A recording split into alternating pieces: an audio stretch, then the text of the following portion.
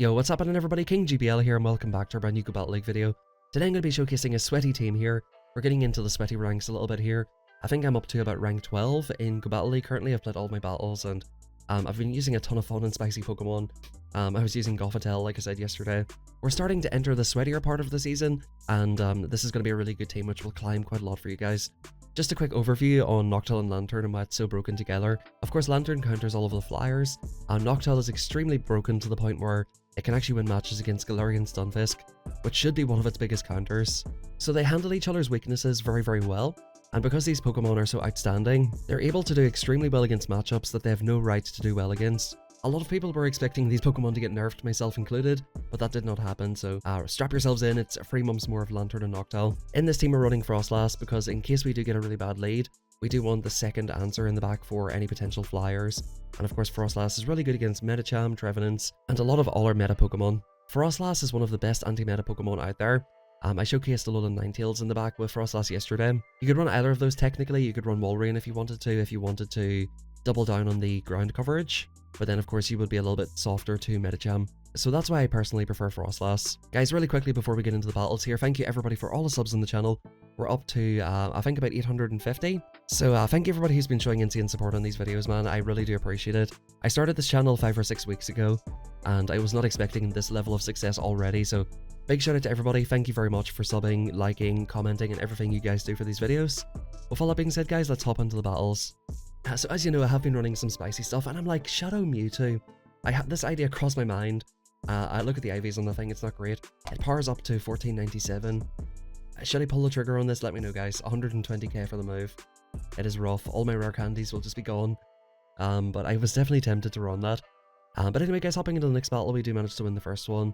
We've got Lanturn into Bastiodon. Now, this is where the water gun would just be absolutely clutch. Now, here's a little tip that I noticed. Okay, so the opponent aggro swaps, so happy to see that. And we actually bank a surf on that. And we see MP tie on the Sky Attack right here. We'll see what the opponent wants to do. They're going to fire off a Psychic, so I'm thinking, okay. So you're probably running Psychic Power Up Punch. So I need to expect the bait at some point.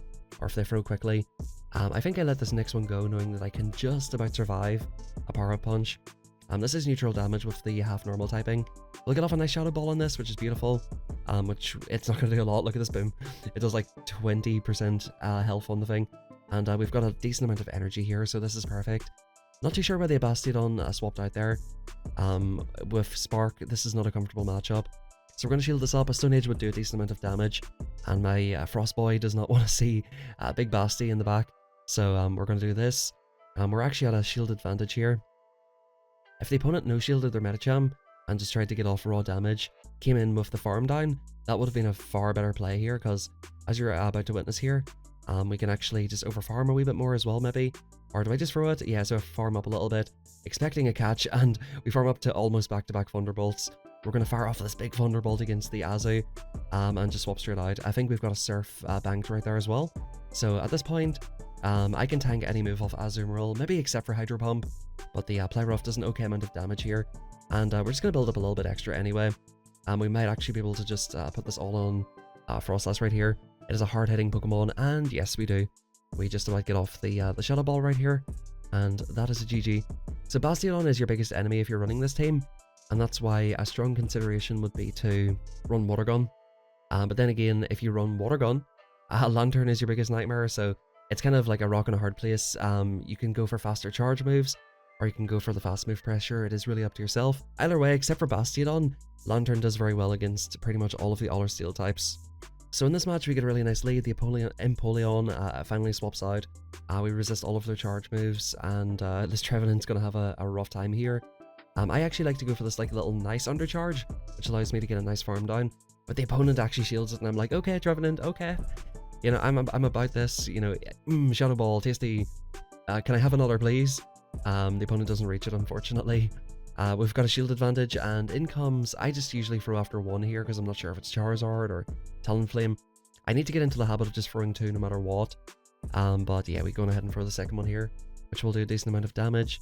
And we'll just try to get off this final one, but the opponent does get off the Flame Charge, not a Brave Bird. And we'll CMP on the Sky Attack, which we'll take out. Never shield that Trevenant, guys. Like, that is a horrible shield. Unless it's just absolute desperation. and it's like your last Pokemon or something, like, do not shield that. That was a really, really bad shield by the opponent. That would have been far safer just getting some chip off, and then, you know, saving the shields for Talonflame, which I guess would be really rough against my Lanturn, so I just out-team compositioned the other player there, so like, I'm being very harsh here on them, to be honest. It was really just tough. There's not really much they can do, but in terms of, you know, which Pokemon can do the most damage against your Noctowl, it's definitely not Trevenant, so you probably just shouldn't shield that at all. But Galarian Weezing, really interesting match right here. I'm really not sure who to go into here at this point, so at this point I'm just going to spam off a few moves and go into Noctowl. This knows Brutal Swing, Overheat. I'm willing to take an Overheat at this point. The opponent goes for a Brutal Swing, and this might be a Play Rough as well. Yeah, so it is a Play Rough, which does a lot of damage. But we can eat a Brutal Swing and a Play Rough, and we're still chilling on like 25% health, throwing Shadow Balls like crazy here. The opponent stops attacking, but I'm not sure if they really did stop attacking. I do decide to shield this up because we're coming out at the other side with a move, and we'll get off a Shadow Ball against Toxapex. Probably an unnecessary shield on my half, but I decided here, yeah, that was unnecessary. I do swap in and catch, which is probably a Brine, yeah. A Brine move took out the Noctowl, so that's absolutely fine. We'll get off the Thunderbolt. I think that was a slight error on my part. You know, I was definitely in the driver's seat right here, but definitely a bit of a misplay, and in comes Noctowl. This is why Lanturn is great with Spark. You can get to this Thunderbolt really quickly. And once again, this is how broken this bulky bird is. Look at it, it's just chilling, eating Thunderbolts. This thing does not care about Thunderbolts.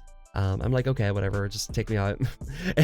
This Noctowl's running Psychic, folks. Ladies and gents, this Noctowl, I repeat, is running Psychic. I've actually thought about it. I've considered that at a certain point. I'm like, would that be, you know, would that take people off guard?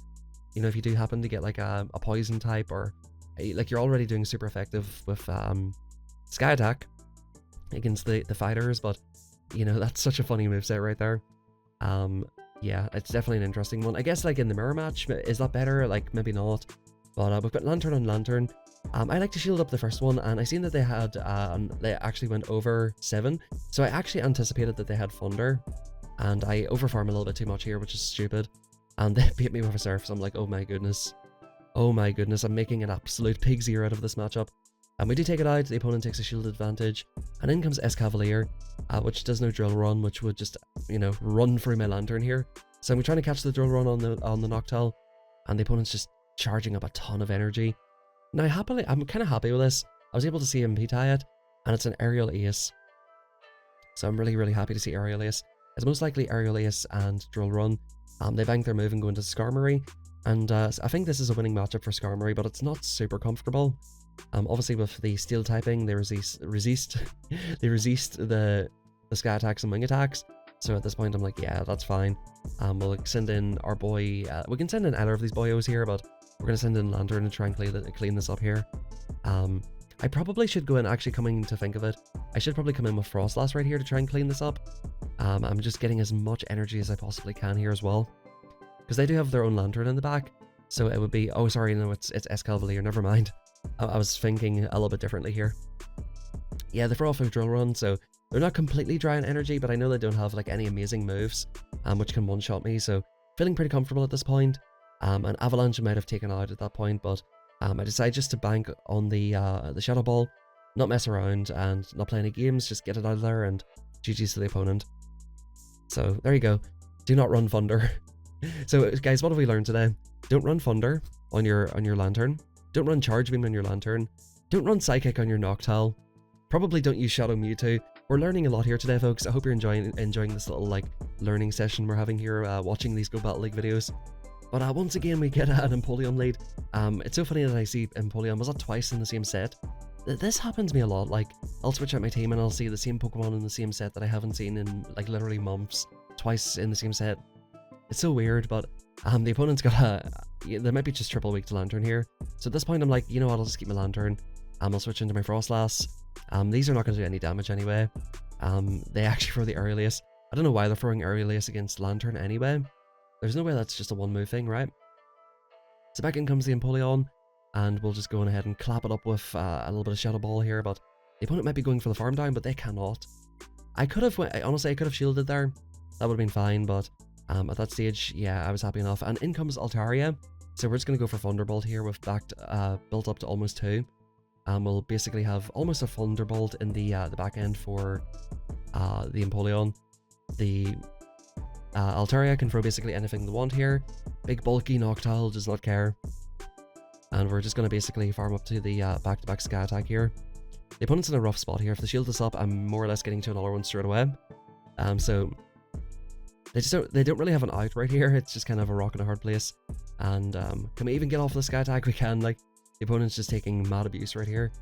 This Noctowl is just too bulky. I definitely think Wing Attack should have been a little bit nerfed this season. It would nerf a lot of different Pokemon, but I think the only thing you would have to do to it is leave the energy generation the way it is, but just reduce the amount of damage it does by 1. It is more of a bulky Pokemon, so if you just kind of take away a little bit more of its damage, it just turns it into that bulky bird, a little bit more like Mandibuzz. Of course, Wing Attack would hurt, you know, a few different Pokemon. I think if Noctowl goes, Lanturn goes with it, because Lanturn is good, but the main reason we're seeing so much of it is because the Flyers are so dominant right now. Guys, thanks for watching, have a fantastic rest of your day, and I'll catch you guys in the next one. And of course guys, drop a like and drop a sub, thank you very much.